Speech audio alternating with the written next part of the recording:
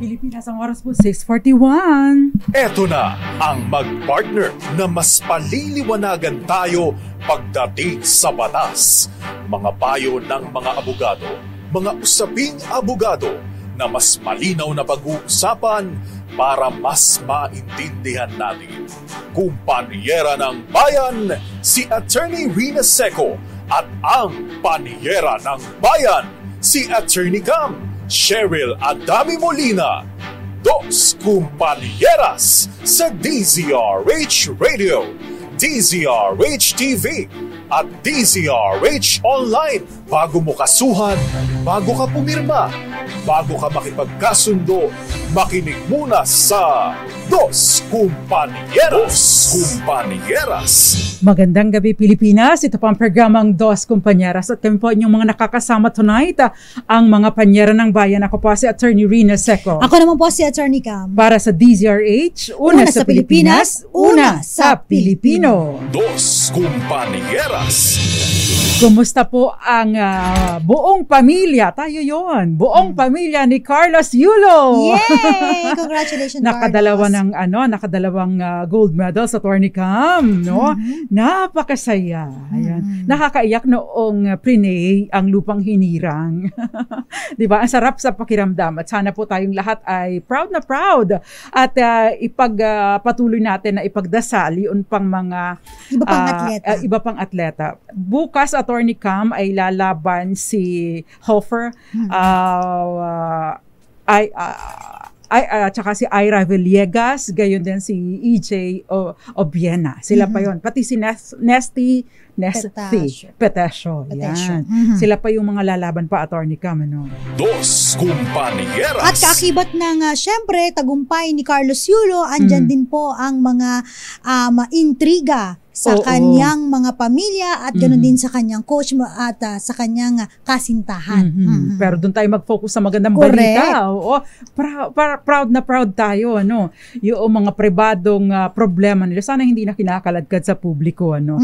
Dahil ngayon ay panahon ng pagdiriwang dahil si Carlos Yulo made history, Attorney Cam. First time ever na nagkaroon ng 2 gold medal sa isang tao lang, ano, 'di ba? Napakagaling. Dos Kumpanieras. Congratulations po at sa ating mga iba pang atleta, good luck sa inyo. Inaantabayan na natin ito, Attorney Cam. Yes. Napupuyat ako. Tsaka first time, 'di ba, Panyera, na last time kasi si Heidi Lin focus, 'di ba? Maraming mga nagbigay kay Heidi Lin ng mga even sa hindi lang congratulatory messages kundi pati yung mga cash incentives, yung mga real properties, ganyan. Si Carlos ngayon mas madami ito. Ayan. Kasi 2 gold medals and deserve niya to. Deserve niya, congratulations. Kaya nga sana ay meron ding yung mag-a-assist sa kanya, no, para sa financial literacy para hindi masayang at hindi mapariwara yung napakadaming premyo niya. At congratulations, deserve na deserve, Attorney Cam. Dos Kumpanieras. Kaya ang request ng Karen Oyong, sana daw ay one of these days talakayin natin yung kung taxable ba, ano ba ang treatment sa mga ganitong mga premyo na natatanggap ng ating mga atleta. Dos Kumpanieras. Anyway, singit ko lang, Panyera, sana yung mga pangako din ng ating mga nasa pamahalaan, hindi na mapako. At saka pwede po ba yung mga bumabati kay Carlos Yulo at sa ating mga atleta? Napakalaki ng mukha nila, Attorney Cam, no? Nasa background lang. Congratulations, parang yung taong mismo, yung bumabati, yun ang nanalo kumpara doon sa kay Carlos Yulo na background na lang, kaliit-liit, halos hindi mo mapansin. Pwede po ba? Bawas-bawasan na ang kaepalan. Diba? Ramdam na ramdam mo ang politika next year. Kasi malapit na ang halalan, Attorney Cam. Next year ulit, Mayo. Anyway, may maganda pong balita, maliban pa sa napakagandang balita ng pagkapanalo, 2 gold sa Paris Olympics. So para pa sa Philippine team, may maganda pa pong balita, not as big as yung kay Carlos Yulo, Attorney Cam, pero magkakaroon ng rollback sa presyo ng mga produktong petrolyo bukas August 6. Ayon po sa oil industry firms, 20 centavos ang bawas sa kada litro ng diesel habang 45 centavos ang tapya sa kada litro ng kerosene. Ang gasolina naman ay mababawasan ng 10 centavos kada litro. Bukas pa po ang price rollback. Dos Compañeras. Anyway, magandang ating talakayan, Attorney Cam, para sa mga karapatan ng ating mga manggagawa. Dahil, Attorney Cam, alam mo kapag umuulan, no, bumabaha, lalo na dito sa Metro Manila, napakarami sa ating mga kababayan ang hindi nakakapasok sa trabaho. Bakit? Wala nang dadaanan. Walang dadaanan. Kailangan na maging swimmer, di ba? Bago makapunta sa palagay ko mga ilang taon pa marami na sa atin ang sasali sa swimming competition. Ayan. Dahil nga po sa matinding pagbaha. May mga pagkakataon naman, bagaman at hindi baha, Attorney Cam, delikado sa mga daan, lalo na sa mga probinsya, yung mga nasa landslide prone areas. Yan. O kaya yung mga nasa malapit sa, anong tawag doon? Malapit sa dagat, malapit sa dam. Yan. Yan ang mga kadalasang problema. At kapag nagkaroon ng ganyang mga problema, chances are ang ating mga manggagawa ay hindi nakakapasok sa kanilang opisina. Dos Compañeras. Hindi masyadong problema, Attorney Cam, yung sa eskwela dahil mabilis naman ang ating mga Correct. LGUs. Yes, no? in fairness, ha? Oo. At kapag talagang ramdam ng Malacanang, ang tindi, base na din sa warning ng Pag-asa, nagkakaroon na naman ng suspension sa mga eskwelahan. At saka sa mga government offices, di ba? Privado man, sa eskwelahan, privado man o sa gobyerno. Sa government offices, parang sabi nga nila, matik. Di ba? Although, ang sinasabi, kapag sa mga pribadong sektor, ayon sa discretion ng management. Correct. Ibig sabihin, walang single authority na nagdedeklara na walang pasok. Depende sa kumpanya ninyo. Yan. Depende kung gaano ka considerate ang management. So, depende kung lalangoy kayo. Hindi, biro sa lang ilog ng basura. Biro lang po. Or sa baha ng basura. Dos Compañeras. Alam natin, Panyera, di ba? Pag may mga baha, prone din po yan sa sakit like leptospirosis at kung ano-ano infection. pa. Yes. Tapos kapag madumi po ang tubig na naiinom din, di ba? Kasama na yan, diarrhea, LBM. So, at alam naman po natin kapag bumabaha, umuulan, walang kuryente, walang tubig. Yes, yung mga naka-work from home, malaking problema din yan. Walang internet connection. Yan. Kaya naman po, ang tatalakay natin ngayon, kapag ikaw ba ay hindi nakapasok, pwede ka bang memohan? Hindi ka nakapasok dahil sa kalamidad. Pwede ka bang memohan ng iyong employer dahil hindi ka nakapasok dahil masama-samang panahon? Dos Compañeras. Pwede bang magbigay sa'yo ng notice to explain? Notice to explain. Yan. O kaya naman, i-reprimand ka na kagad. O hindi ka i-AWOL ka, Attorney Cam. Yun ang pinakamalupit doon, Yung iba binibigyan, stern warning. Ayan. So, yan po ang tatalakay natin tonight. Ayon na rin po sa isang DOLE at Labor Advisory, tatalakayin po natin yan. And of course, mga related topics. If you have questions, 0919-282-6485. Gayon din, Attorney Cam, sa ating DZRH TV 4K live stream sa YouTube at syempre sa ating mga Facebook pages. Live na live po kami ngayon. I-search nyo lang po sa Facebook DZRH News, DZRH News Television at DZRH Dos Compañeras Facebook page. Huwag kalimutang like, follow, and share. Ang Marilusan Andres, may memo ang employees, tapos ang boss niya 5 years na work from home. Ano yan? Sino yan? Nasaan ka na, Marilu? Eto, Attorney Cam, may malakas promo question tayo kapag may bagyo at nagkaroon ng suspensyon ng trabaho. 100% pa rin ang sweldo ng empleyado sa private sector kung nagtrabaho siya ng blank na oras. Ipadala po bilang private message, Attorney Cam, saan? Sa DZRH Dos Compañeras Facebook page, i-click lamang po ang message at mag-private message po kayo. Yes, and of course, together with your name, your GCash number at kung nasaan po kayo. At dahil nagagalit ang ating technician, magbabalik pa pang programang Dos Compañeras. Ilan po muna mga paalala again. Nakakasama po ninyo ang mga panyera ng bayan. Ako po si Attorney Rina Seco. Ako po si Attorney Cam. Dito lang po sa Dos Compañeras. Dos Compañeras.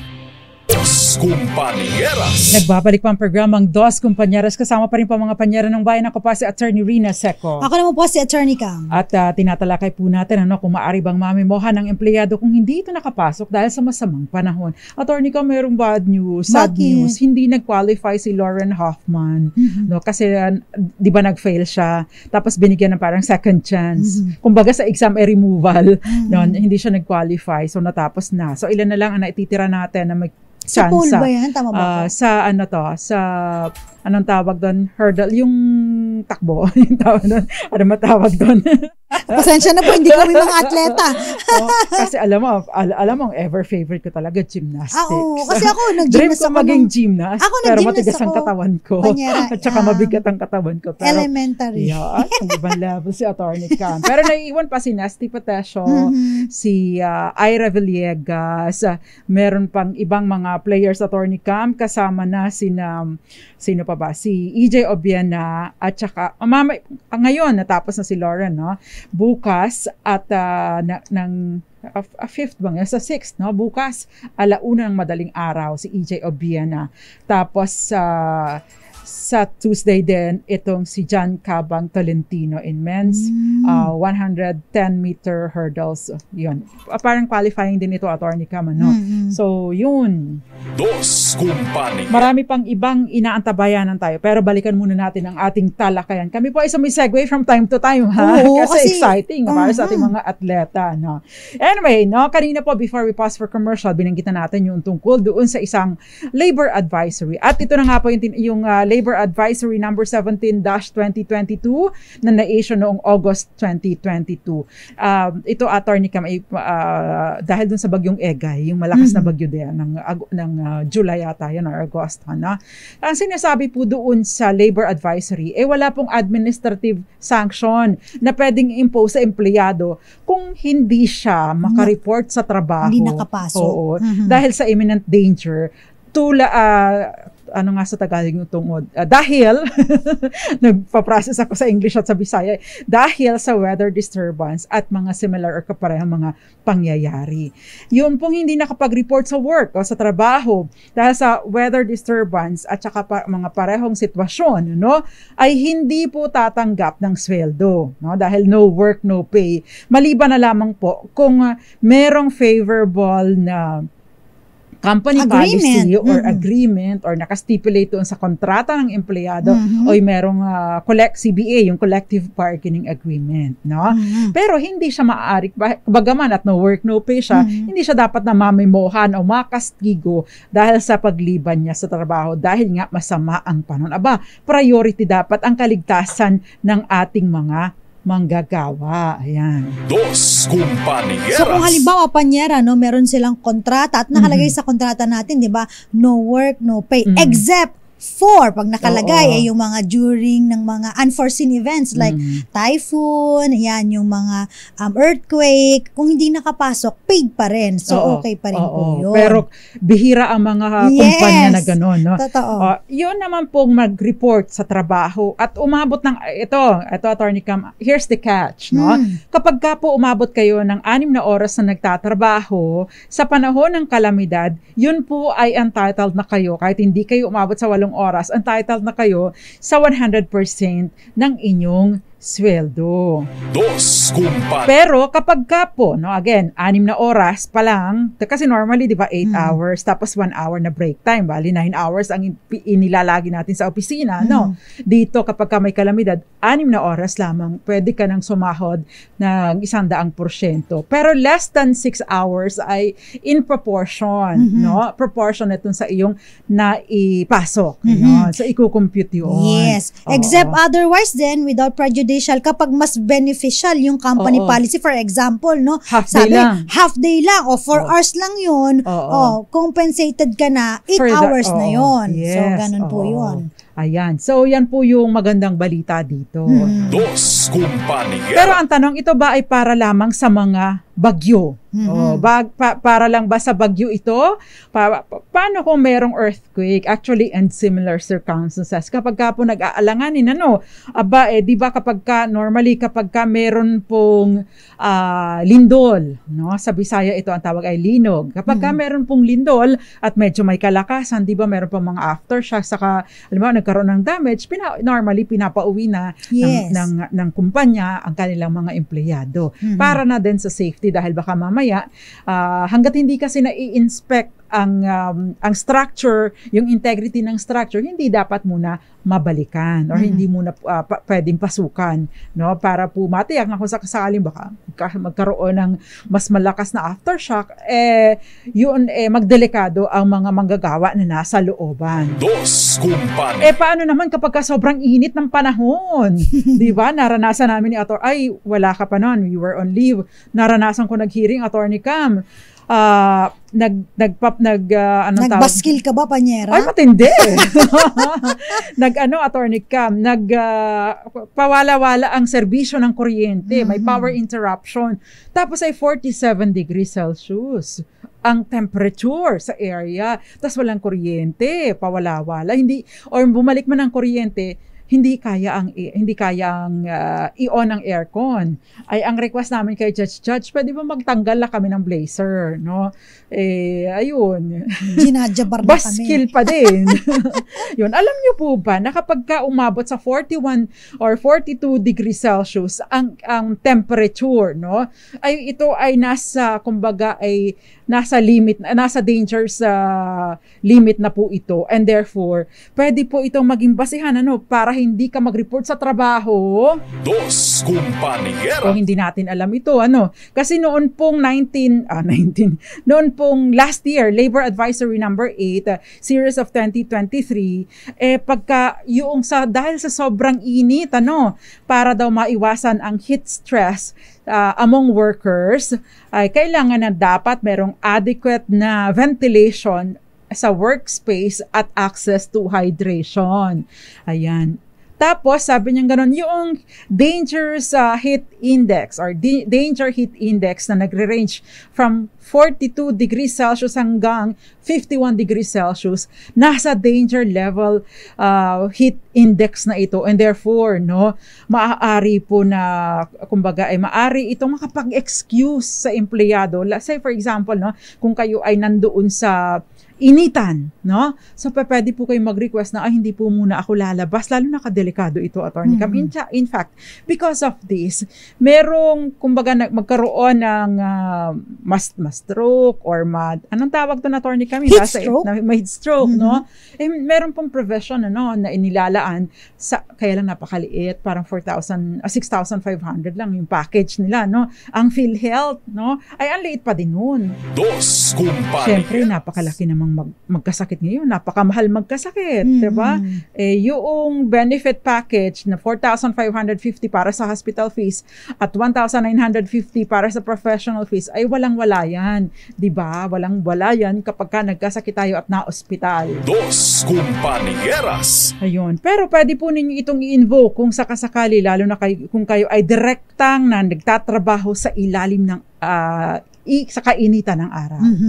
Alam mo, itong mga labor advisory, Panyera, napakaganda ng mga nilalabas na ganito ng Department of Labor and Employment. In consonance po ito dun sa Republic Act 11058 na ini-ensure po ang karapatan ng mga workers laban po sa mga occupational hazard na maaaring mag-result sa injury, sickness, o kaya death. Diba? Yes, oo. Yung heat stroke na yun, Panyera, imminent danger, yung matinding epekto sa ating kalusugan, sa ating mga manggagawa, maaari maapektuhan pati buhay mo. Dos Kumpanieras. Magandang gabi po muna sa mga nanonood sa atin sa iba't ibang panig ng mundo. Joy Garimbao sa Michigan, Victorina Duran sa Las Piñas City, Ellie Abanto, magandang gabi. Hilario Enriquez, sabi niya, salamat daw sa nadagdagan ang kaalaman sa mga batas. Marcelo M, nagmumula naman siya dyan sa brownout province of Masbate. Ay, ang Marinduque, ganyan po, nagkukumpit yata ang Masbate at Marinduque. Lagi din brownout. Ewan ko lang ngayon, baka nag-improve na. Ray Duque, magandang gabi sa iyo. At syempre, magandang gabi po sa inyong lahat. Kayo din, Jason Abolancia, Chara Abraham, Mirna de la Cruz, Grace Recta, Kenneth Arevalo, Boboy Pertos, Eduardo Narvaez, Gael Enriquez, at syempre Marilu Magno Andres, Lane Luis, Joby Barbecho, Sylvia Quirino, Attorney Cam, Marites Liado, Jericho Ferrer, magandang gabi sa iyo. Ito po, Alfredo Oredina, magandang gabi po. Gina Lindugan, nanonood po siya sa Makati City. Leo Havares, nanonood po sa may Puerto Princesa City, Palawan. Regina Otero, sabi niya. At ganun din po sa kay Sins Zabala, palaging nanonood sa ating good luck po. Ang galing po ng tandem. Uy, marami pong salamat. Thank you so much. JC Perfecto, Flor B. Fernandez, nakikinig palagi kahit hindi po ako nagko-comment. Marami po ako natutunan dito po. Ayan, sa programa nyo. Thank you so much. Nato, Tipasya Nakase ng Las Piñas City. Magandang gabi rin po. At syempre, batiin natin si Attorney Dino. Attorney Dino, ano ba surname mo? Ganyan, isama na natin ang pinsan ko na lumilingon sa pangalang Attorney Orly D. At syempre yung mga kamag-anak ko pala na nandito ngayon sa magandang gabi po sa inyo. Sa Manila. Ayan, si Tita Arlinda Agloco tsaka si Kurjak. Si ano Kurjak. yun? Si pinsan ko. Kurjak yung name niya. So, nananawagan po kami sa mga pamilya ni Tita Erlinda Agloco. Erlinda, nandito na po sila. Wag mo po kayo mag-alala. Magandang gabi din sa iyo, Eds Maglakas. An advance happy birthday sa iyo, Odette Oxalas, Josephine Garimba. Magandang gabi. Moonbeat, sabi niya, tumayo ang balahibo ko nang pinatugtog ang lupang hinira. Nakakaiyak. Totoo. Diba? Ramel Maluto sa Gimaras. Magandang gabi, Maricor Angeles. Kinalibutan din siya. Pareho tayo ng reaksyon. Kagabi nga halos hindi makatulog kasi grabe yung pag-antay ko kay Carlos Yulo. Kasi intabayanan ko pa kasi yung tinapos ko talaga yung laban sa women's anong tawag doon, gymnastics, no? Si Algeria yung nanalo. Magandang gabi din sa iyo, Jericho Ferrer at Violeta Montecalvo Sembrado, Maricor Angeles, Mabibilen Rivera, at gayon din sa iyo, Grace Rectadilla Asuncion Herman, at Maria Tesang Lazaro. Magandang gabi po sa inyo. Ryan Macapagal, hi. Ayan. Yes, at si Mirna de la Cruz. Tita Ami at Roxanne Costo, magandang gabi po sa inyo. Ayan, si Janang Vinluan, nanonood sa Isabela. At yung mga kaibigan natin dyan, sina Miss Joy, magandang gabi po sa inyo. Dos Kumpanya. Anyway, dakuha na po natin yung ating mga iba pang mga questions. Sa office po namin, charge daw po sa VL. VL is vacation leave. Bakit po ganoon? Malinaw naman po na emergency leave yun. Kasi emergency nga, di ba? Dahil nga po baha at bagyo. Ayan. Actually, sa batas po, wala naman kasing mini-mention na emergency leave. Pero meron po mga leave na binabanggit. Ang basic po na mandatory para sa lahat, the only thing na mandatory sa labor code ay yung tinatawag na SIL, Service Incentive Leave, na 5 araw. Yun lang po. Kung meron pa kayong mga extra leave na pinoprovide ang inyong kumpanya, swerte po kayo. Kasi yung iba, strictly speaking, yung iba talaga, dun lang sila sa 5 araw. Yun lang po ang mandatory sa ilalim po ng labor code. Although, meron pa rin po mga leave sa ilalim ng mga iba pang mga batas. Yung special leave benefits for women, ito naman yung sa Magna Carta for Women, ito yung 2 months. 2 months na with full pay. Kapag batay po sa kanilang gross compensation, kung nagkaroon ng surgery, caused by gynecological disorder. So mga babae lang po ang nakaka-enjoy nito. Meron ding paternity leave na alam ni Attorney Cam na na-enjoy ni Papa Kim, no? Ito naman ay 7 araw kapag nanganganak si Mrs., no? Kapag married, no, ang isang lalaki. Paternity leave. Although, pwede siyang makabenefit na ililipat ni Mrs. kay Mr. yung another 7 araw. So, pwede mag 2 weeks. At meron din po tayong tinatawag na solo parent leave na ito ay 7 araw din na ibinibigay po naman ng Solo Parents Welfare Act of 2000. Dos Kumpanya. So yun lang yun, mga limitado. So kung meron pa kayong extra na sick leave, vacation leave, swerte po kayo. Emergency leave. Yung emergency leave. Yung mga ganun po kasi, kaya sina-charge doon sa leave para hindi po kayo, para wala pong bawas kasi di po ba no work, no pay. So kapag sinarge yun sa leave ninyo, ibig pong sabihin, sisweldo po kayo kahit hindi kayo nag-report sa trabaho. Although may mga iba, Attorney Cam, sige, work from home kayo muna, di ba? Kaya lang kasi, paano ka mag-work from home? Kung ang trabaho mo sa opisina ay bilang security guard, paano ka mag-work from home kung ang trabaho mo sa opisina ay utility worker?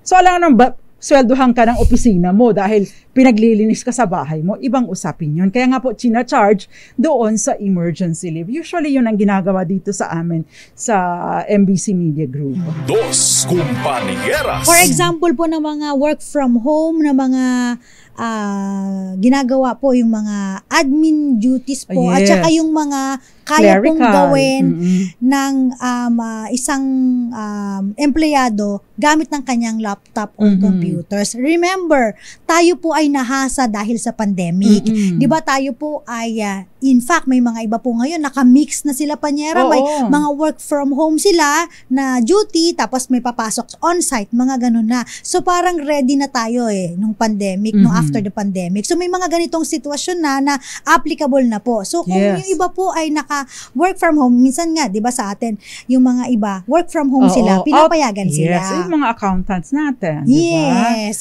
yung mga ibang nagpo-process, ng mga, even lawyers, or even yung mga paralegals, attorney kami, iba kaya nga ngayon, bihira na yung landline din. Totoo yun, Panyera. Bihira na yung landline kasi mobile phone na para in case, no, halimbawa, ikaw ay secretary or paralegal, or ikaw ay executive assistant, o kahit nasaan ka, pwede kang matawagan kung merong kliyente si boss, di ba? Or may tumatawag kung may nagtatry na kumonta. Dos Compañeras. Marami din sa atin, attorney Cam, ang nasanay na talaga naka-work from home. Tayo lang, itong broadcast, although pwede naman sana siya na i-broadcast sa bahay, syempre iba naman yung quality. Pero noon, nasanay tayo na minsan naka-Zoom, di ba? Even meetings, you can do meetings na via Zoom. Naghihiring nga po kami ng Teams Zoom. lang o Zoom, di ba? Ang medyo delikado lang or saka hindi lang makakapag-work from home talaga kapag wala pong kuryente, walang internet. Yes. Apektado mismo nung baha. Kasi may mga iba naman po kasi na hindi lang sila makadaan dun sa may baha, pero meron silang kuryente. Okay naman sila, no? Hindi naman sila na devastated by the typhoon. So, pwede silang mag-work from home. Yung mga iba po na hindi kaya mag-work from home dahil sila mismo ang nabaha, walang kuryente, walang tubig, of course, hindi sila makakapag-report. Totoo. Ayan. Attorney Cam, question. Ito sabi naman dito, so totoo po ba na hindi maaaring tanggalin ng empleyado at hindi po kami pwedeng bigyan ng AWOL? Yan. Yes po, no? Again po, under these circumstances, ang DOLE po ay nagbigay na po ng guidelines sa ating mga private employees, private companies rather, tungkol po sa pagmamanage, no, ng ganitong sitwasyon. Kasi minsan kailangan talaga reminder itong mga mga private companies. Kasi nga, sabi nga namin, kapag mga public po, medyo mabilis silang mag-announce ng kanilang mga suspension of work sa government, ganyan sa klase. So itong mga pribadong kumpanya, dahil sila po ay mayroong management prerogative, kung kailangan ba, no, especially kung halimbawa naman po yung requirement talaga ng iyong pagpasok required sa kanilang business, di ba? Pagaya na lamang dito, imaginein po ninyo kapag bumabagyo, mas busy po ang DZRH. Totoo yun. Ayan, mas busy po ang DZRH. So, bagaman at pwede ka naman mag-report sa comfort ng bahay mo, pero paano mo malalaman ng sitwasyon? Sa labas. So, itong si Giselle Ricafort, na lumusob pa sa baha dyan sa may Senate. Yes. Itong si, dyan sa may, lugar, attorney Cam, yung may dam, dyan sa Marikina. Sa Marikina, si Edniel Parosa. Nakita natin yung mga reporters natin dito sa DZRH na kung saan-saan nagpunta during the typhoon. Yung iba tumulong pa o nag-facilitate ng rescue. Correct. Diba? So, depende po kasi talaga sa sitwasyon. At sa nature ng inyong trabaho. At paano naman po kung halimbawa, minimohan kasi nasiraan po ang motor, papasok, nag-file po ng emergency leave pero namimohan pa din. Actually, kapag ka po namimohan kayo, hindi po ibig sabihin nun ay pinarurusahan na kayo. 'Di ba? Ibig sabihin lang nun, kasi malay ba naman nung boss mo kung anong rason mo. Halimbawa, assuming na itong kaya ka namimuhan ay hindi dahil sa may kalamidad, kundi dahil nasiraan ka, no? Nasiraan ka ng motor. Malay ba ng boss mo kung nasiraan ka o kung ano ang rason ng iyong pag-absent, ng hindi mo pagpasok sa trabaho. Kapag ka namimuhan ka, i-welcome mo because why? Binibigyan ka ng pagkakataon na maipahiwatig, na maipaalam sa kanila ang inyong panig. Dos Compañeras. Hindi naman porket may memo ka ay ikaw ay nire-reprimand na. Hindi rin porket may memo ka ay it will be taken against you. Kasi maari kang mayroong valid na rason. Gusto ko nilang marinig ang iyong panig. Ayan. So, ipaliwanag mo lang ng maayos, no? Para ikaw ay hindi malagay sa alanganin. Makakatulong din no, halimbawa pina-repair mo yung motor mo, ito po katunayan po, 'di ba? Na nasira nga at pina-repair ko nga po.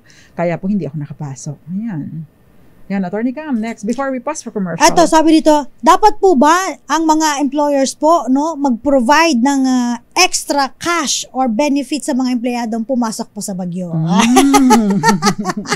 Gusto ko to may pinaglalabang kayo, no? Tapos, ito naman, Attorney Cam, walang kinalaman sa bagyo, pero namamasukan siyang kasambahay, 13 years na, makakatanggap pa siya ng separation pa. Yan po at iba pa ang ating tatalakayin.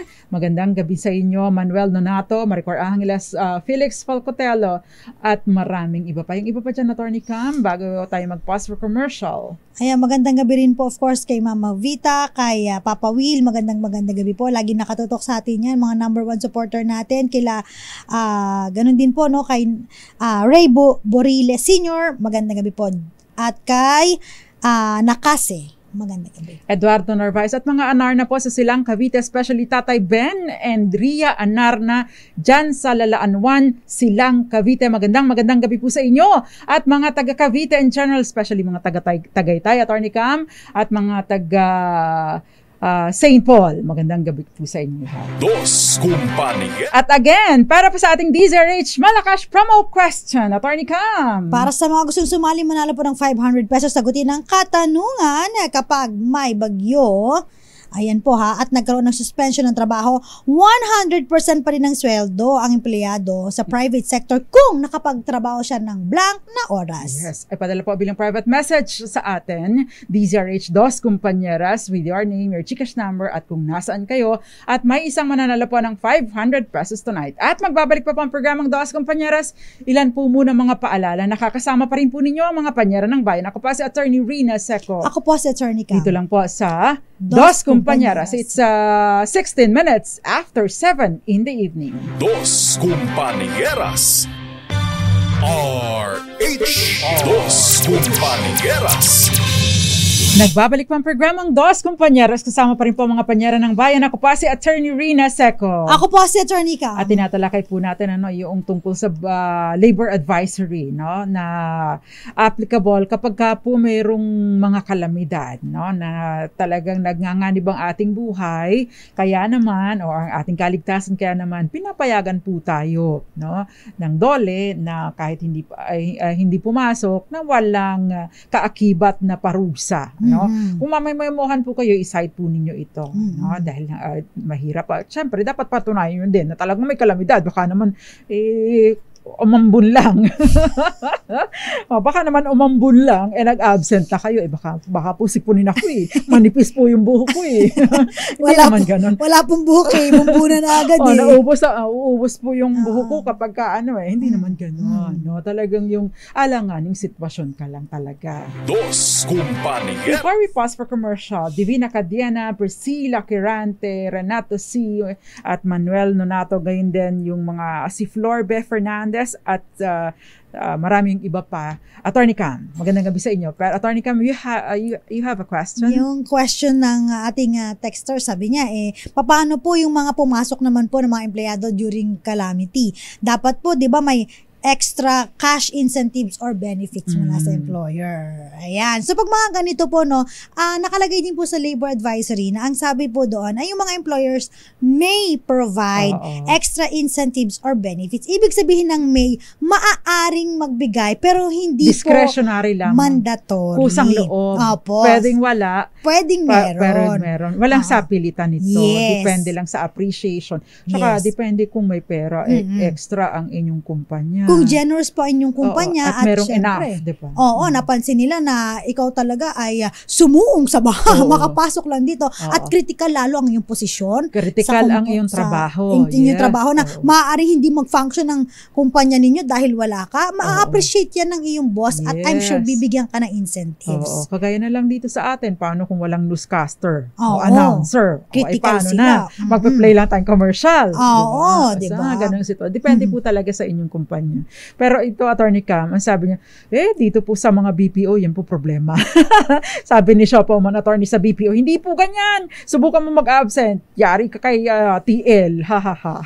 TL, team leader. Team leader. Kala ko, TL ako sa'yo. Dos Compañeras. Ito naman, yung namasukan daw siya bilang kasambahay, 13 years na din siya sa kasalukuyan niyang amo. Kaya lang, pinagpapahinga na daw siya ng anak niya para siya na lang daw ang mag-aalaga sa apo. Hindi po kayo pinagpapahinga. Pagpapahinga hindi, pero pag mag-alaga ka ng apo habang nagpapahinga. Ay nako, hindi pahinga yun trabaho, mahirap kaya yun. Diba? Kasi kapag ikaw ay namamasukan, meron kang sigurado ang rest day mo, rest period mo. Kapag ikaw ay nag-aalaga ng apo mo, wala kang pahinga. At alam naman natin na talagang dahil tayo ay mapagmahal, lalong-lalo na sa mga okay anak, naman apo. Anak apo, pero wag naman po nating obligahin o ang ating mga magulang na mag-alaga ng iyong anak kasi masakit na po ang kanilang mga tuhod, kasukasuan. Hindi, yung lakas nila nung sila ay nagtatrabaho pa, hindi na ganun po yung lakas nila ngayon sila ay matatanda na. In fact, marami nga po silang mga kailangan ng pang-maintenance, Panyera. Diba? So, Clifford Castro, magandang gabi sa'yo dyan sa Cagayan Valley. Ito, Attorney Cam, so makakatanggap daw ba siya ng separation pay? Bagaman po at noon, merong inilalaan po na karapatan sa Republic Act 10361 para sa mga kasambay, wala pong mention dito tungkol doon sa separation pay. Ang tanging sinasabi lamang po doon ay 13th month pay, yung pagkakaroon ng SSS, Pag-ibig, PhilHealth, no? Pero yun pong separation pay wala. Maliban na lamang po kung tinanggal kayo ng walang dahilan, no? In which case, good for 15 days na sweldo ang matatanggap ninyo. Ayun. So, ikausapin niyo yung anak niyo, diba? At least dito may sweldo kayo. Pero syempre, iba pa rin yung pag-aalaga ng apo, Attorney Cam. Ayan. May question din dito, sabi rito, paano naman po kung halimbawa binigyan po talaga kami ng NTE tapos ni-require po kami na umattend ng administrative hearing dahil hindi kami pumasok during bagyo. Ano pong gagawin namin? Ayan. So again po, dun sa notice to explain, dun nyo po ipakita na meron pong labor advisory sa 17-2022 na ganito po. Kaya po, nag-opt ako na hindi po pumasok. Pero kasi again mahirap po, diba? Pero patunayan yun na mahirap nga yung sitwasyon. Lalo na yung nangyari dito, diba? Tsaka mas maigi pa rin po na kayo ay mag-text sa inyong mga superior. Maliban na kung walang signal. Yes. Ngayon, Ma'am, lubog na po lubog na po yung paa ko sa baha. Ma'am, sir, pag naglakad po ako ng dun sa amin, hanggang legs po. Pag umalon po, mababasa po yung aking So, hindi na ako pumasok. So, ganun. Pero kung halimbawa nagkaroon ng administrative hearing process, ang gagawin niyo po, okay lang din po yun kasi pwede binibigyan kayo ng pagkakataon ng marinig. At pwede kayo magdala ng abogado, di ba? And I'm sure yung abogado niyo, alam din po itong DOLE advisory. Series of 2022. I'm sure naman, yung just explain. Wag lang kayong mag-arrogate. Wag lang masyadong maangas. Kasi may times po na baka gigil kasi. May times siguro bago HR ninyo, hindi niya alam tong DOLE advisory. Nagpapa-impress, biglang nag-issue ng NTE. Di ba? Wag tayong medyo arrogant din dun sa pagsagot natin. So, syempre, lagi naman po natin dahil baka nang pagdating mo doon, mabuting usapan. Bakit ka nag-memo sa akin? Hindi mo ba alam yung DOLE advisory? Sabi ng Dos Compañeras. Di po. Ma'am, ganito po kasi. Akala ko naman po, okay lang. Di po ba okay lang naman po? Di ba? I'm sure alam po naman ninyo itong advisory na ito.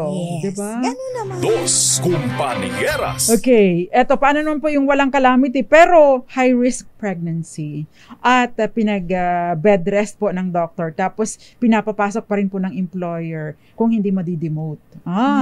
Ito naman, Attorney Cam, discriminatory. Ito, Yes. itong bawal po, Yes. Kapag ka po may ganyan, karapatan po ninyo, no? High risk ng pregnancy. Kailangan nyo lang po magpakita ng medical certificate o anumang dokumento mula sa inyong doktor na nagpapatunay na kayo nga ay nasa ganitong sitwasyon. I'm sure they will understand. Dos Compañeras.